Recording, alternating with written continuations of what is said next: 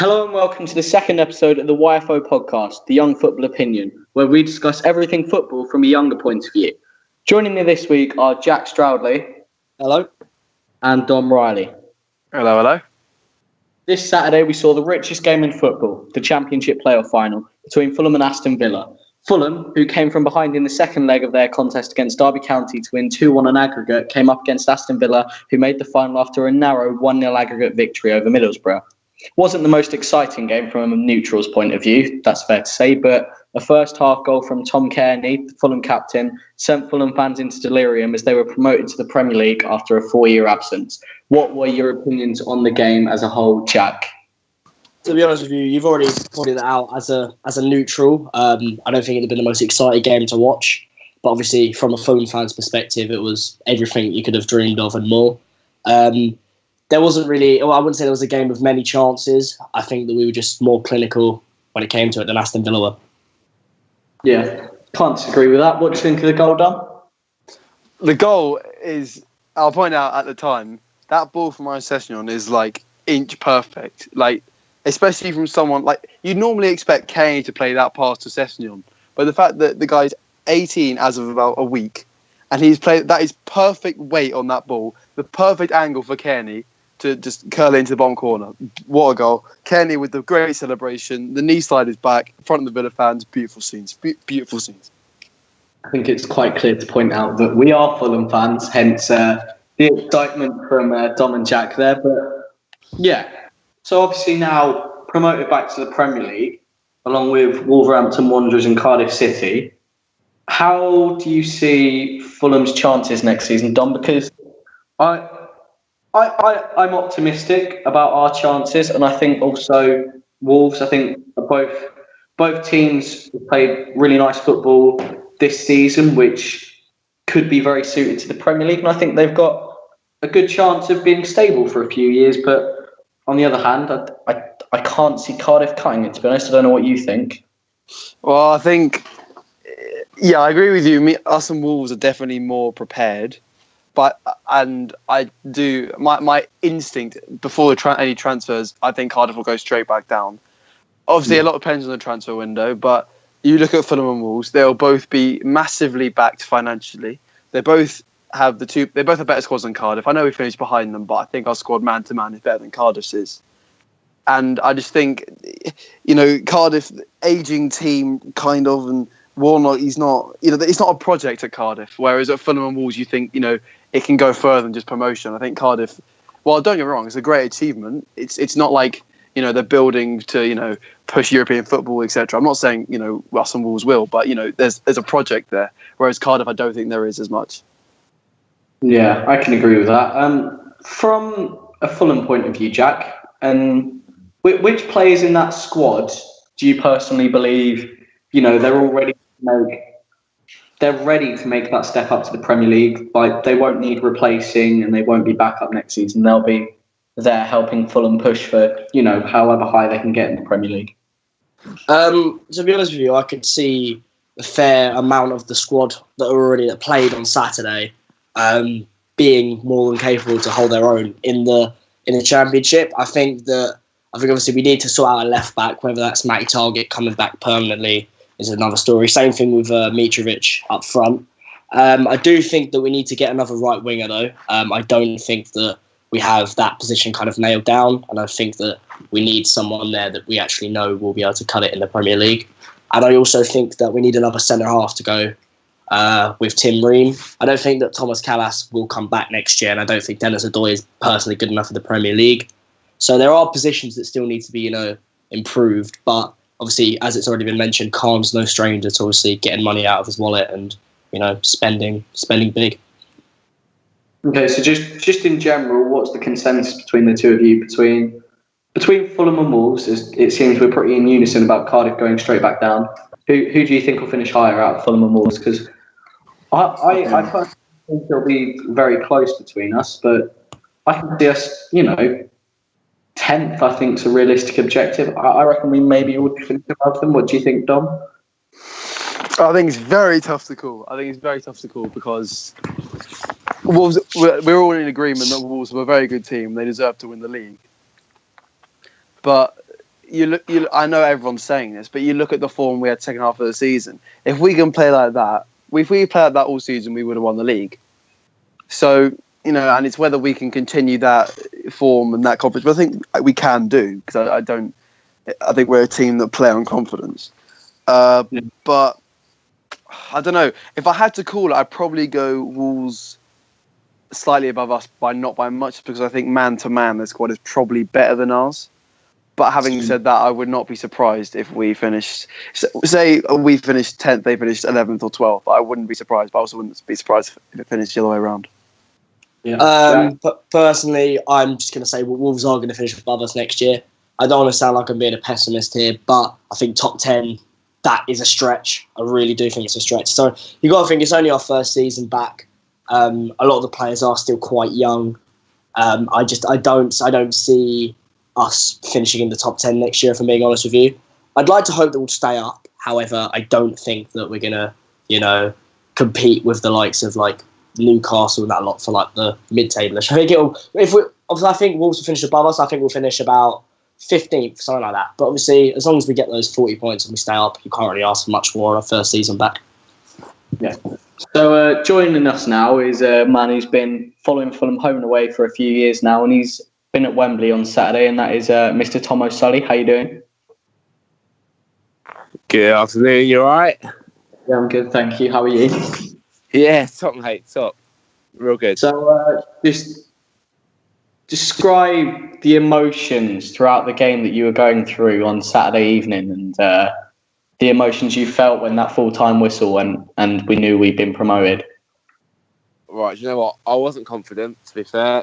But then again, when we went 23 unbeaten, I wasn't confident for most of the games after February. The only game I was confident for was Birmingham. We'd lost 3-1. So, but yeah, it was, the build-up was tense. There was so much stuff in the media, on Twitter, wherever you look, we were talking about it. And so, yeah, building up to it, I was shitting myself. Then pre-match, on the day, it was class, went to the Torch. Probably 1,000 Fulham fans there, I'd say, maybe a bit less.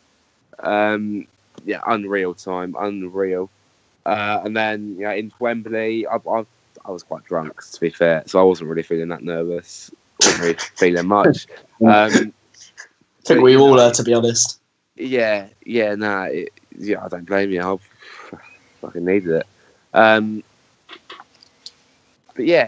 it was a mixture of sort of pessimism and sort of hopefulness, Game kicked off. We started brightly. We were all over him for the first 40 minutes. Kenny scores 22. Fantastic. What bloody brilliant. So that's what you want. And then going into half time, I was happy. We were 1-0 up, playing well. They'd come on to us a little bit at the end of the half, but nothing we couldn't handle. Second half, Jesus Christ, right? So I missed the first 5 minutes because I'm still in the queue for a pint.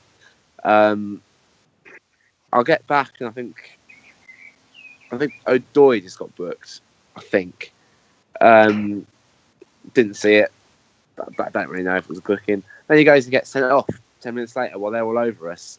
I thought about sort of just not watching it, just sort of going downstairs. Didn't do that because that's a bit stupid, but it was nervy at that point. I thought I didn't think we'd do it with 10 men. I thought they would already come on to us so much, let alone 10 men. But we did, and it was mad. We won, and oh my god, best day of my life at that point. Everyone's sprinting over, bets with that smoke bomb. You can't fault it. You can't fault it at that point. Yeah, it was a brilliant day for everyone involved supporting Fulham. You optimistic for next season? How far do you think the club can go in the Premier League? I'm optimistic, but I'd say the target in the first season has got to be survival. People will say, maybe we're going to push for top half. Lovely if we do. Let's get in the best players we can, but don't try and think that we're something we're not. It's our first season, right? back in the Prem. Look at the teams that came up last year. And Newcastle, they spent one season down. They are an established Premier League club, really. And they've proven that they finished, was it 11th? I think 10th, something like that, 10th or 11th. And then Brighton did well as well. Huddersfield's didn't scrape survival. They were a couple of games clear from the last day. But it was close for them. So I think we're not going to work wonders. We're certainly not going to do better than Newcastle, I don't think. But with a few additions, not too many, we can definitely push for 12th, 13th, and I'll think that's a brilliant season if we get that. Yeah, and you mentioned a few signings. Obviously, the owner Shahid Khan and his son Tony Khan, they'll be very busy during the summer, and hopefully they'll open up their wallets and been linked to a few already. Of course they will. I've got so much faith in the Khans. I think they are top owners. Tony Khan, he's made a few mistakes, but he's learned. So's Big Shad. And they've got people around them that know football. We've got a scouting team. We've got Brian Talbot as our chief scout. His son as one of our regular scouts. Miguel Rios, a European famous scout.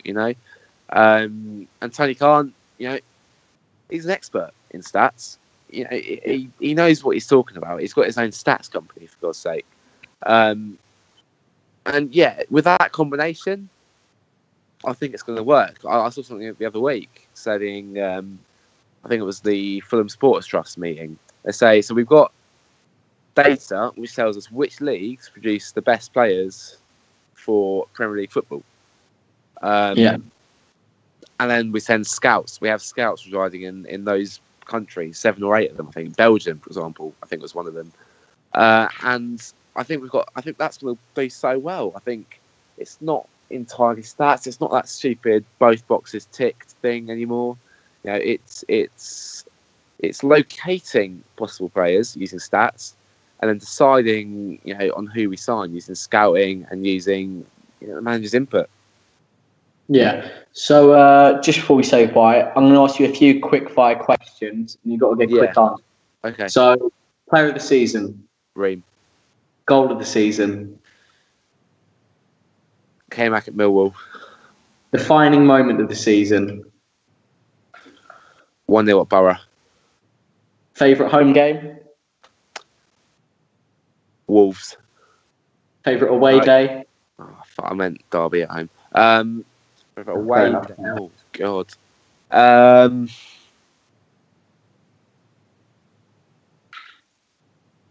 So many good ones, isn't there?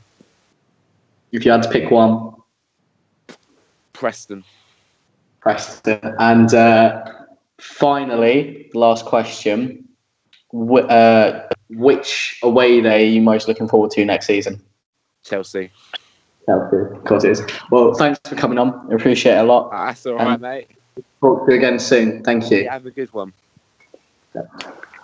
So, coming back onto normal proceedings, over the weekend, we've not only had the Championship playoff final, but we're going to briefly go over League One playoff final and League Two playoff final. Yesterday, at the time recording on Sunday, Rotherham and Shrewsbury played against each other to see who would be the third team going up to League One. And it ended up in a 2-1 Rotherham win after extra time. I don't know if either of you watched the game. I saw bits of the game. I saw the goals. I saw bits of the game. I was at work, so it was kind of on in the background. I saw bits of it. It wasn't the greatest game in the world, to be honest with you, but obviously Rotherham got the job done. I think the Shrewsbury goal was phenomenal, the way they worked it. But obviously it's another Yorkshire team up in the Championship, and if I was a team like Reading or Millwall or QPR, I'd be buzzing for all the Northern away days next year because there's so many. What I find the thing is that the 3 teams that went down to League One have come straight back up, and I'll admit from watching Fulham last season, I expected Blackburn and Wigan. I really did think they'd be fighting out for the league title, but I thought Rotherham wouldn't stand a chance. I thought they'd be in League One for a while, so I think it's a really good achievement for them, and it's nice to see them come back up. And then today, at the time of recording, Coventry ran out 3-1 winners against Exeter in the League Two playoff final and produced some unbelievable goals. I don't know if you've seen them, but especially the first Coventry goal and then the third Coventry goal from Jack Grimmer, and even the Exeter goal near the end, although it was consolation, it was a class finish. And probably the most exciting playoff final, it's fair to say, and it's nice to see Coventry finally getting a promotion and coming back up the ladder. I don't know, Dom, did you watch the game or Jack? I agree the goals were very good. I was keeping an eye out just for, my boy Jack Grimmer. But yeah, I agree with you. I think Coventry are clearly, by no matter who they brought to the game, they're clearly a big club that have been, I believe, them ruined by owners and things. They've been falling down the ladder a bit. But yeah, it was good to see them come up because you like to see the teams that bring a lot of away fans, good atmospheres, and it's just nice to see clubs like that come up because you think the fans deserve it after all this time. But yeah, I was glad to see them up and happy for my boy Jack Grimmer. Yeah. For me personally, I watched the game. It was actually quite a decent game, to be honest with you. The first half was quite cagey, but it opened up in the second half. I think personally you've just got to really feel for Exeter, to be honest with you. They've had 2 Wembley trips in the last 2 years, playing a final for both, and both times they've been beaten by a team that have been, kind of ruined in a way by chairmans and ownerships. And it's a real shame for Exeter, but obviously let's hope that Paul Tisdale can kind of rally them up and they can be back to where they should be next year. It's a big shame, especially with Exeter, because obviously Paul Tisdale has now been there, I think it's 12 seasons. He's the longest serving manager in the top 4 tiers of English football, and he's brought Exeter a long way. He took them to League One, and they had faith in him. To be honest, with the backing he's had, to get to 2 playoff finals in a row it's a big achievement. But obviously, after the game, he was gutted about it, and it's disappointment. But that's the playoffs, It's disappointment for one thing, but it's the highest of highs for the other. So we'll move on to the biggest game of the weekend now, arguably, which was Saturday night, the Champions League final, Real Madrid versus Liverpool, and caused some huge surprises. Obviously, Loris Karius didn't really cover himself in fame. 2 big mistakes, which led to 2 Real Madrid goals. But the other Real Madrid goal, Gareth Bale. Do you want to talk us through it, Dom? I mean, that Ronaldo goal against Juventus, everyone looked at like that's the best Champions League goal that we will ever see. And within the same tournament, it got topped. The technique on that is unbelievable. And the fact that not only is it, to get a shot on target in that position is good enough. To get it over the keeper, angling that is something special. I literally have no words to describe that goal. It's the best Champions League goal that's ever been scored and will ever be scored for a long, long time. Yeah, and I don't know. I mean, for Karius, I've personally been a fan of him this season. I think since he's had his big run in the team, coming in for Mignolet, I personally think he's been improving a lot, and I've backed him a lot. But the first one where he just rolls it straight into Benzema's foot, I don't see what he's doing, and you can't afford to have those big mistakes. It's the biggest game in club football, effectively, and obviously the third goal, the Bale strike from long range, he just drops it out of his hands, and he's mucked up on the bit. Obviously, he's very apologetic, and he feels he's let a lot of people down. But as much as you can sympathise, a goalkeeper's meant to stop the ball from going in the net, and he didn't contribute to that at all. And Jack, what did you think of Karius' performance? Obviously, I didn't watch the game live because obviously, I was too busy in celebration of what we've already discussed. But I mean, to be honest, I just think it wasn't meant to be for Liverpool. To be honest with you, obviously, you had the Mo Salah injury, and then obviously Karius made 2 mistakes, which really, although he is apologetic as a Liverpool fan, they are unforgivable. And I just think that it wasn't meant to be. If they have a class goalkeeper, then that's what it's 1-1 when it goes to extra time, and then you never know what's going to happen. But it's just unfortunate, and I think it's a position that they've always lacked a decent goalkeeper since Pepe Reina left. I think personally, but yeah, they just got to kind of regroup and go again next year. What I will say on Karius, just before we move on, in his position, it's not like he knows himself that he's let the team down and he's lost his team in the Champions League final, but he still went over to those fans, and that takes a lot of bottle to do. And we've all seen players having bad performances and just leaving, not clapping the fans or anything, just leaving, just want to go home. But I do respect him a lot for going to the fans and apologising. And obviously he's made mistakes, but all you can do is apologise in that situation. Obviously, big talking point in the first half was a Sergio Ramos challenge on Mohamed Salah, which left him with a suspected dislocated elbow. Although it didn't bother me much because, I'm not a Liverpool fan, I'm not a Real Madrid fan. Neutral's perspective, who's looking forward to the World Cup, I'd be very disappointed if he was ruled out for Egypt because, this is their first World Cup in 28 years and he's the golden boy for them. To see him out of the tournament after the season he's had, it just wouldn't be nice to see. The World Cup's there for the best players and this season he's been one of the best. So obviously we hope he's back for the World Cup. But obviously the star of the show that night, Gareth Bale, after the game in an interview was talking very pessimistically about his season he's had at Real Madrid, how he's not had much game time even though he's been fit since, about October time, and maybe hinted at a move away, maybe back to the Premier League. I mean, rumours have said that the main two suitors to him at the moment are Man United and Bayern. So, where do you think he's most suited to, Jack? If you were. I reckon that he'd be most suited out of those two clubs at Manchester United, to be honest with you. I could see him kind of slotting in. I think Martial will go in the summer, if I'm being honest with you, and I can see him slotting in perfectly and being an upgrade to Anthony Martial. And yeah, I just think that, understandably, I don't know how much game time he's got this year for Real Madrid. However, I think he is one of the best in the world, and I just think that he does deserve to play in the best league in the world for arguably one of the biggest clubs in the world, kind of thing.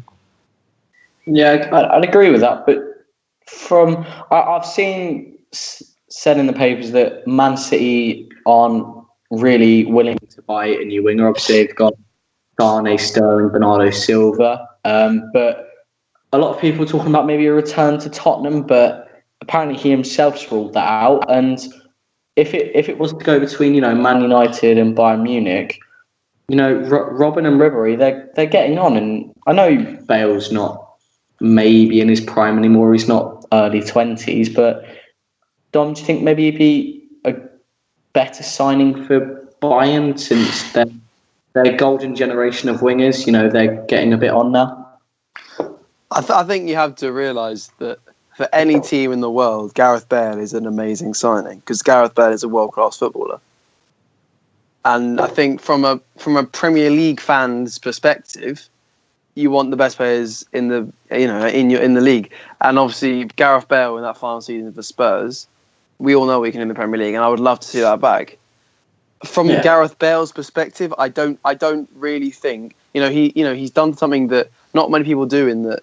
He's a native English speaker. I know he's Welsh, but he speaks English as his primary language, and he's gone abroad to a country that he doesn't speak the language of. So I'm not sure going abroad again, to somewhere like Germany will really faze him.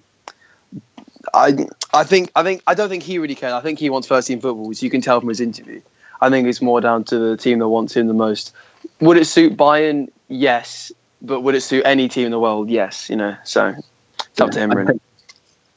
Also, transfer news this week. We've seen Brighton realistically have been the first Premier League club that have made deals happen. During the week they signed Deportivo striker Florian Andone for a reported £6 million. I don't know much about him personally, but he always seems to be, in the news for consistently scoring goals for not one of the top teams in La Liga. Do either of you know much about him? I know that he's been linked to a lot of clubs. Well, not a lot of clubs, but a few Premier League clubs this season in terms of a transfer. I know he scored 6 goals last season for Deportivo, which is a fair amount for the Liga, but obviously it's nothing groundbreaking. It's not really setting the world alight. But I think you've got to credit Brian in the fact, obviously, the transfer window finishes before the season starts this year, and they're trying to get their business done early. And obviously, they had Glenn Murray as their main talisman last season.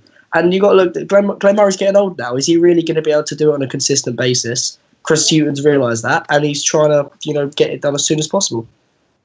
Yeah, I think what is worth noting, I saw this from a Brighton fan, they were after him last season, and Deportivo said they wanted like 15, 20 million for him. And Brighton were like, no, we're not paying that. And then the reason they've gone for so cheap is because Deportivo got relegated, and the relegation clause in his contract meant he could leave for like something between £5 and £6 million. So I think financially speaking, I know you only got 6 goals, which isn't, for a striker, that's not great, but you don't lose 15 million value really. He's probably worth a lot more than £5-6 million. So financially, I think it's a good deal. And it's like you said, I know they got Lacadia in, but he hasn't scored many goals since he joined. I don't know how much he's played, but I think it's a good signing. I think Brighton, as you said, business early is the best way to do it, and I think they're making the most of it. Yeah, you say business done early is the way to do it. Another signing they made during the week was a centre-back from Mainz in the Bundesliga, Leon Balogun, who he spent pretty much all his career, the last 10 years in top 2 divisions in Germany. During his 3 years at Mainz, he made 52 appearances. And he made 16 caps for Nigeria, so he's playing international football. He's playing in the top tier of Germany. And although I'm not going to claim to know a lot about him, obviously I've looked that up. I don't see how signing someone who plays international football for a team going to the World Cup and someone who's consistently played in the Bundesliga can be particularly a bad signing. So I guess, they currently play with Lewis Dunk and Shane Duffy, and with no disrespect, I don't rate Shane Duffy as highly as Lewis Dunk. I don't know about you two, but I think it's a good sign. Whether he's to be their backup or whether he's to replace, Shane Duffy or Lewis Dunk goes like it's slightly rumoured this window, I don't see it as a bad sign. Like I said, they've got their business done early, so another thing on the on Leon Balogun, however you say his name, I have a little look on his stats before we started this, and he played 14 games last season for Mainz compared to Shane Duffy, who played 37, and Lewis Dunk, who played all 38, and he actually made more tackles than those two. So I think he's had a good stint at Mainz, but it's a good signing. And another thing quickly is it's just been reported on Sky that Liverpool are closing on a £43.7 million deal for Monaco midfielder Fabinho. I'm going to quickly talk about this. I think that's a great signing for Liverpool. Obviously, they have Naby Keita come back from Leipzig. They've been lacking, I think, midfield, centre midfielders, like holding mids that kind of sort of help out the back and bring play forward. And I think it's a fantastic signing. I don't know what either of you two think about it. I think, George, we were talking about this. You especially said you think Liverpool will go for the title next year with the right signings. I think especially if Emre Can is leaving, which is rumoured, a midfield 3 of Naby Keita, Oxlade-Chamberlain and Fabinho behind their front 3. You sign a goalkeeper, that is a title-winning side, in my opinion. The thing is, I personally, I know it's bold to say it, but I think Liverpool, I think they'll win the title next season with the perfect, with their right decisions in the transfer market. They've signed Naby Keita, who, is he Chan's replacement? You never know, but that's a lot of money on Fabinho, and I don't know. Obviously, he's a class player who's been brilliant for Monaco the last couple of seasons, and he's quite versatile. He can play it right back, but they've got Henderson, they've got Milner, they've got Wijnaldum, they've got Oxlade-Chamberlain, they're going to have Keita. Chan, he might stay. They've got Lallana. I don't particularly think midfield's where they should be spending that 43.5 million on or whatever it is. It's realistically centre back maybe, but he's a class player, and you need that depth. And I say that I personally don't think Henderson's good enough. So if he's going to take that role, then albeit. But no, I think I honestly didn't see that coming. I didn't think. I thought he was going to. I thought it was rumored to be going to Man United. To be honest with you, sorry, Dom. I think that it will be a. I think in the last couple of years, I think he's been one of the best central midfielders in the world. And I think to get the opportunity to sign him for your club, obviously to try and progress to that next level for Liverpool, I think it's a phenomenal deal, and I think he'll do very well.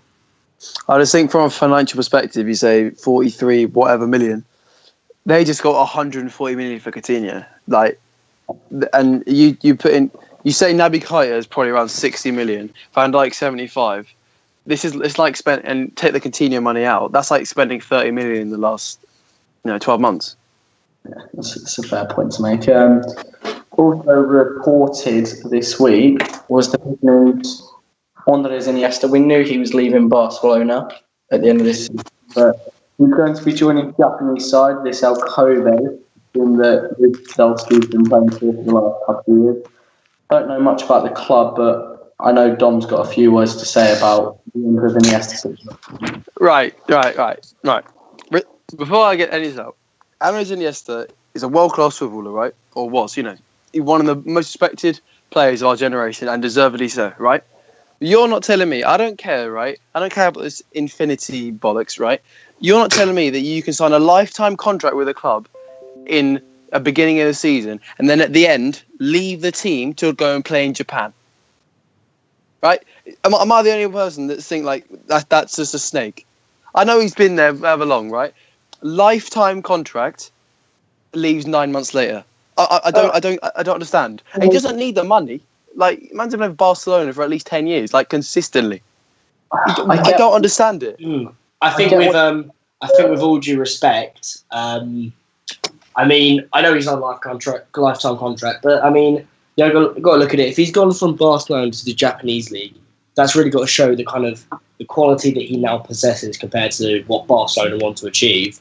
And he might not want to pack up football yet, so he's got to look at it and say, right, I'm not going to play consistently for Barcelona. I need to see whereabouts I can go. And Japan was a call for him.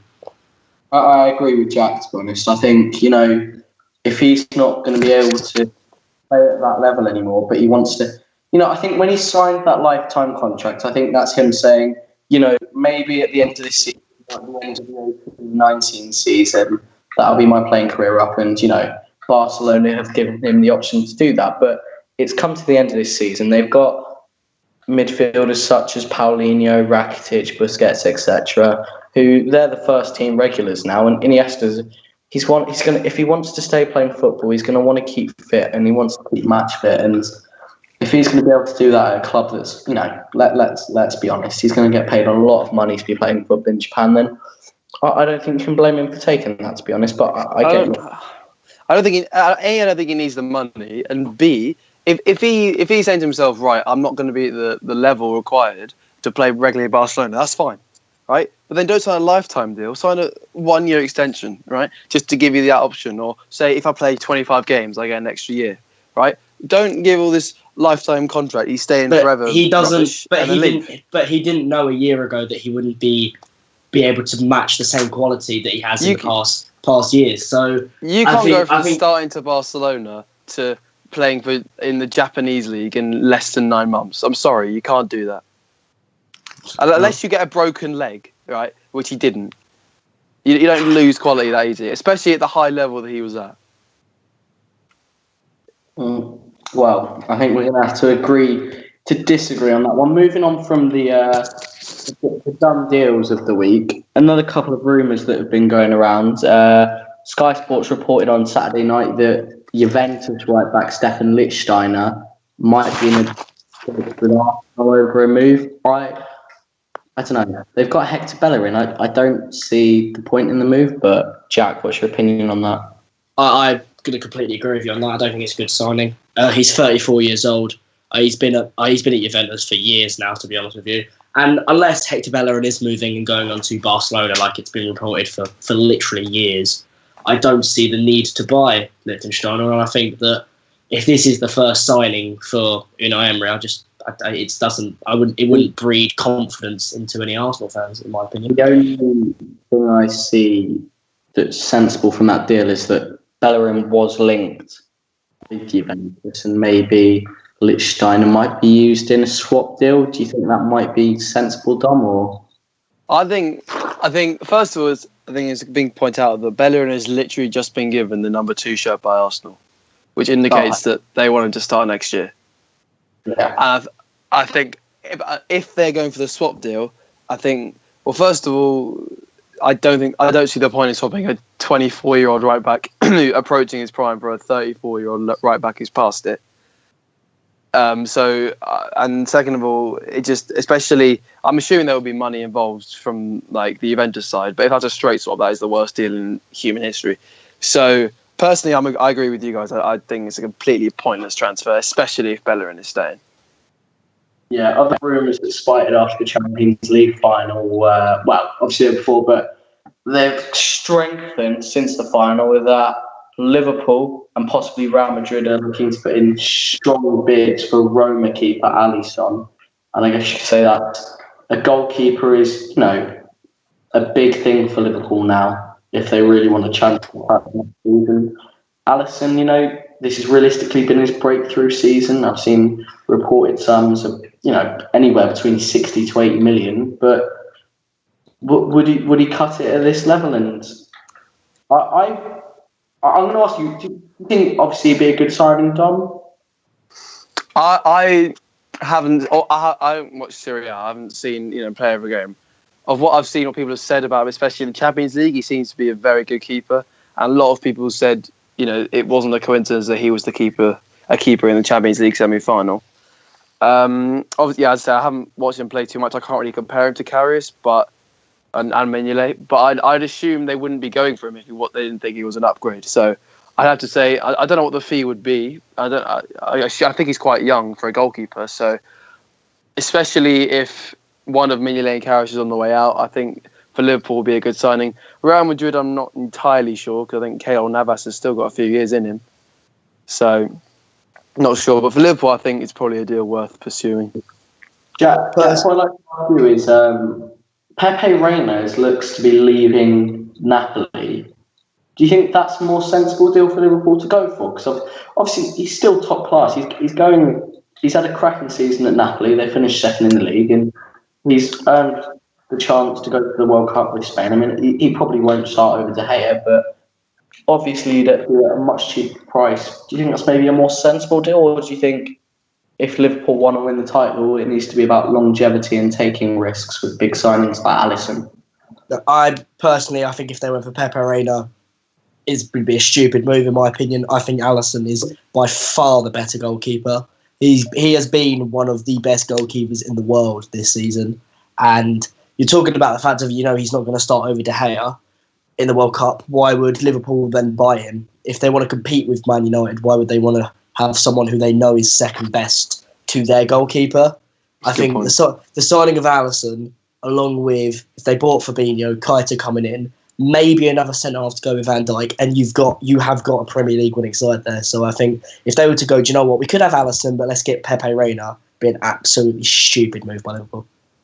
Okay, I can understand why you said that. The last transfer that I wanted to look at, which has been rumoured a lot in the last week, maybe not the biggest move, but it interested me, is Ademola Lookman. He obviously was on loan at RB Leipzig last season. And the reason I've seen this is such an interesting one is because I find it quite interesting how a lot of young English players who, the Premier League's not known for giving its national youngsters the most chances. And since Ademola Lookman's gone to Leipzig, he's had a lot of chances in the first team. You can say the same for players like, I think, Reece Oxford's been at Borussia Mönchengladbach. Do you think this is something that should happen more? Maybe, like, are players going out to foreign divisions where they're getting more first-team football at the top level, since, they don't seem to be getting it in England? What do you think, Dom? I think, from a young player's perspective, it should be where you can play the most football. I don't think you should... I agree with you, though, that a lot of English players don't go out on loan to foreign teams as much as any other country. I don't really understand why, because it should be, especially at a young age, it should be about first team minutes. That's as you can see by Lookman going to Leipzig. I'm just looking at it. He played 11 times, and I don't think they're all starts, and he scored 5 goals. So clearly it worked for him, and that was only half a season. So if I were Lookman, we don't know who the new Everton manager is yet. If that new Everton manager can't promise him good minutes next season, I think there's a very good chance and a good opportunity for him to go back to Leipzig permanently, because he was getting minutes there, and he's only, as a young player, he's only 20 years old. He's only going to improve. So I think he should go to the team that offers him the most first team minutes, and it shouldn't matter what country it's in. Yeah, I have to agree with that. And last week we focused very heavily on managerial movements across the country and in Europe. Not so much this week, but Ancelotti was confirmed as the head coach of Napoli, and obviously we're talking about him maybe in respect to the Chelsea job or the Italy job at the time, which has gone to Roberto Mancini. But Ancelotti going to Napoli has freed up the Italian manager Sarri, who's been heavily linked with taking over Conte at Chelsea. I'm just wondering if either of you know much about Sarri, because personally I haven't got the best knowledge of him. Jack, do you know much? Yeah, so he plays a lot of expansive attacking football, which I think is a real contrast to Antonio Conte. And I think the way you've got to look at it is Napoli sold Higuain to Juventus under Sarri, and he then used that money to invest elsewhere. And he's built, instead of having just one player who they kind of go through, he's built a team. And that team this year, came really, really close to, toppling Juventus. And I think that you've got to give him credit for that. And I think that he would be a manager over kind of longevity, is a very good manager. And I think that it would be a positive move for Chelsea.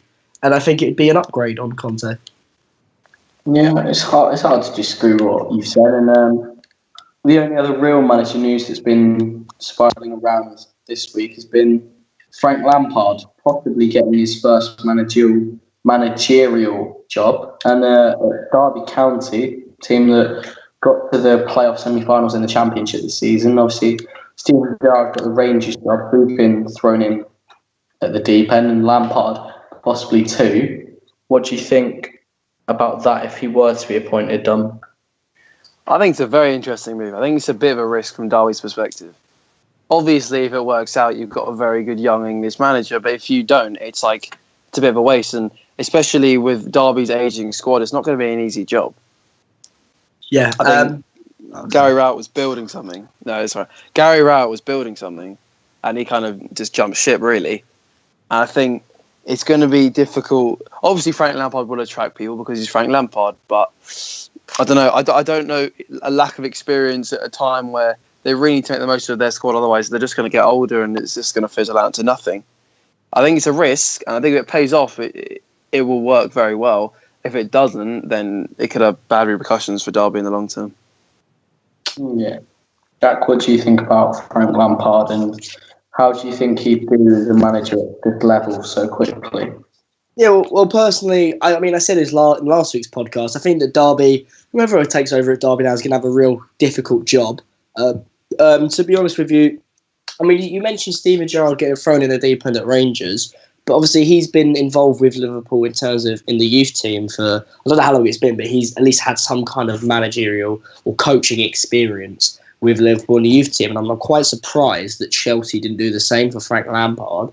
And I imagine they'll do the same for John Terry. Just kind of get them in the youth system, get them, obviously they've got their badges, get them experienced in that kind of system, and that setup of, being in charge before they kind of, they go out and they take a managerial job. And I just think that it's far too early to expect Frank Lampard to do wonders into his managerial career, considering that he's only, just got his badges and this is his first role. There's always that one saying of, good players don't always make good managers, and Frank Lampard, it's just going to be the test of time before we judge that. Yeah. So the final point we're going to go on to this week, which I feel like is going to spark a bit of a debate in the team, is this week in the football pyramid, a new team have emerged, and that is the YouTube team, #United, who up until now have only played in their made-up league on YouTube, playing a mixture of semi-professional teams, legends teams, coaching teams, etc. And the league they've been put in the Spartan South Midlands Division 1, which I think is what we looked up was the 10th tier on the ladder. It's the 10th tier. So I know I have a differing opinion on it to the others in the call, but I think the one thing that goes against my argument is something that Don wants to talk about, is at the level they've been put at. Yeah. I'd like to point out, first of all, I have no problem with a team like #United, who clearly have financially a lot more backing than a lot of grassroots teams will have, right? I have no problem with them being put in the full pyramid, right? I have a problem with the fact that they've been chucked in at a level replacing teams that have been established for a long time and just been relegated because this team have come in and have a bit of, pedigree because they got a bit of views, right? They've been put into tier 10, right? And below that there is tier 11, which is a lot of regional leagues. And then below tier 11 is like Sunday League and shit, right? So they have basically skipped a league. And I believe the only time it's ever been done before was when AFC Wimbledon got re-established, but by fans. But they were put. I don't know why they were put in that league, but I think there's a lot more reasoning. I think this is. I don't understand why they've been put above, like however many leagues, however many teams, just because they got some views. I don't understand it. I don't understand what they've done to deserve to be a tier above teams that have been established for a long time trying to get into that league, and teams that literally, right, were in tier 10.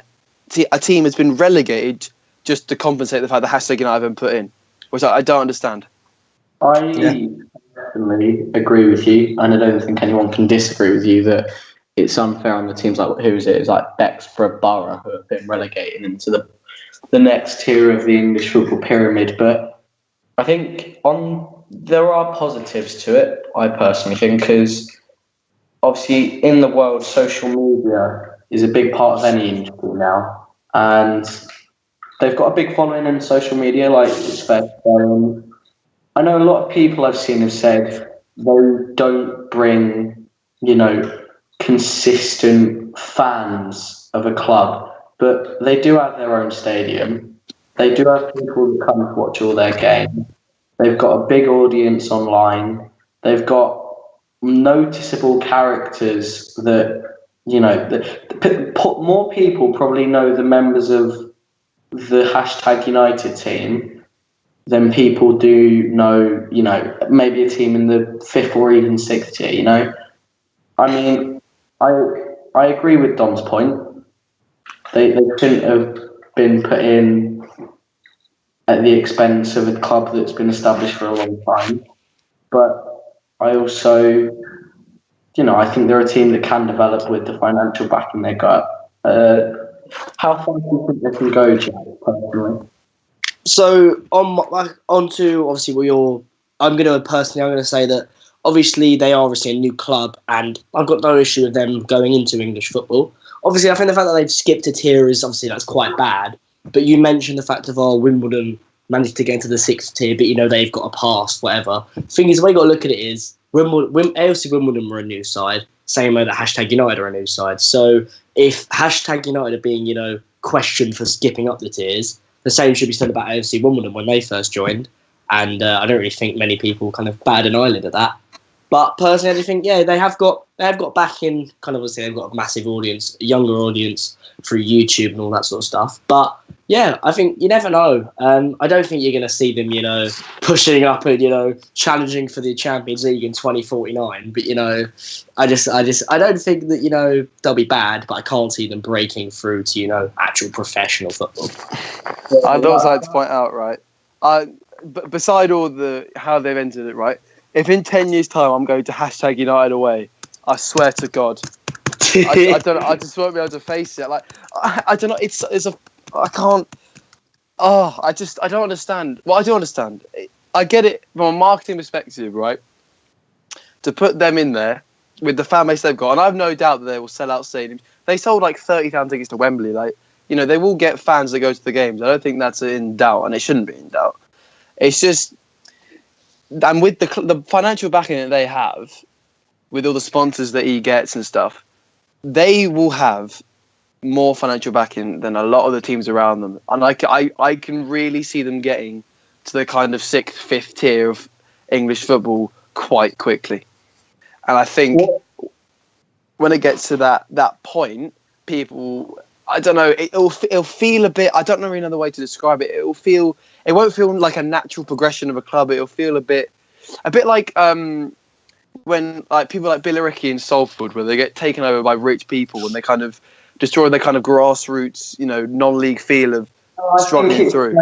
I think hashtag's a very different story to Billericay and Salford, because it's not like Billericay and Salford have really they've got that heritage, you know, they've got that history.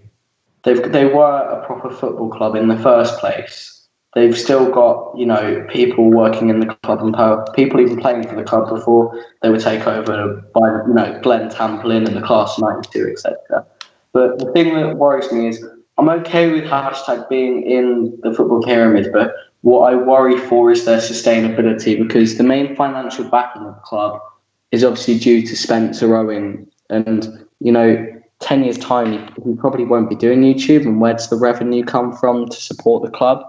Like, if the thing is, if they want to be sustainable, you're thinking in 10 years' time, they need to be, I'd say, 6th tier. Like the, yeah, I agree with you. The Vanarama National North or South, whatever division they're in, they need to be, I reckon, 6th tier minimum for them to progress further, because they're going to need other investments. And, you know, when they got invested in, I think Billericay and Salford were both in the 6th tier. And I think, well, Billericay maybe even 7th. But I feel if they want to progress and be sustainable as a football club, they're going to need to progress a lot in the next 5 to 10 years, when Spencer's still going to be able to do it mainly off his own back. You think? I think in after that 10 years, and I agree with you, I think they do need to be in that league, but I think they will get to that point in 10 years' time.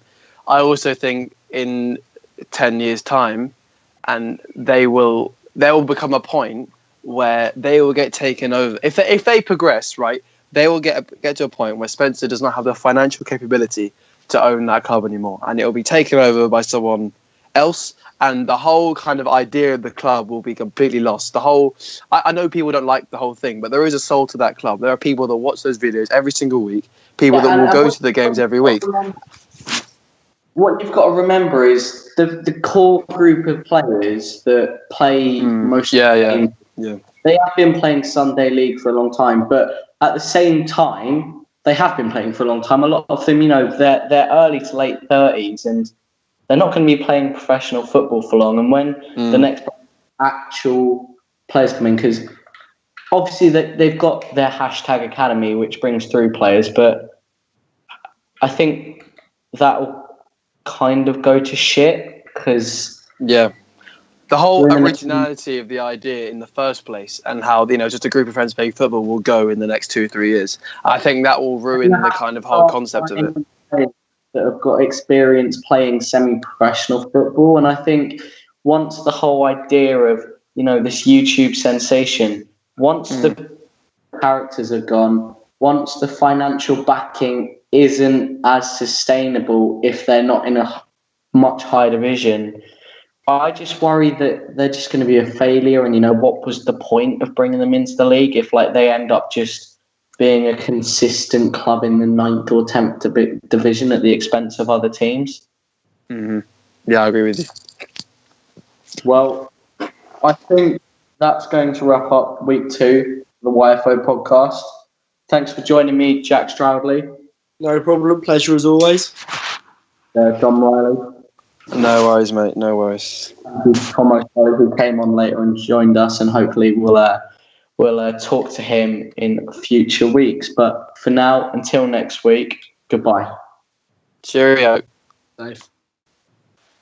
Hello and welcome to the second episode of the YFO podcast, The Young Philip Pitt. Fuck off! That's 2 weeks in a row you've done that. Is that You genuine? spastic. That's 2 weeks in a row you've done that. You spastic.